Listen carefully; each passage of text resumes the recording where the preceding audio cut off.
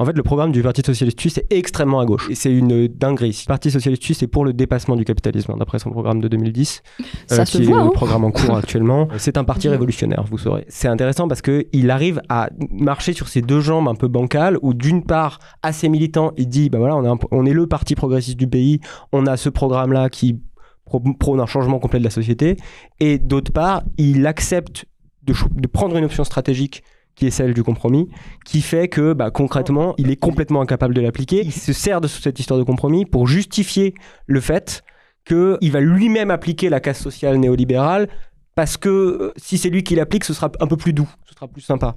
Et donc ça crée vraiment une espèce de tas de contradictions qui est tenable, certainement parce que la vie politique suisse n'est pas une vie politique où tu gouvernes complètement le pays à aucun moment, et donc tu peux toujours te cacher derrière le fait que c'est le PLR qui t'a forcé à faire un truc. Mais de fait, personne n'interdit d'être un parti d'opposition en Suisse, quoi. Genre, c'est un choix politique que mène le PS depuis 45 ans. Je trouve que cette intégration à l'État, elle s'illustre assez bien quand tu regardes l'écart en fait, que tu as entre les élus cantonaux, communaux, les membres, les cadres de l'administration, les élus aussi, certains élus au niveau national, enfin, sans parler du Conseil fédéral, en fait, où tu as un écart en fait, entre les discours qui illustre assez bien.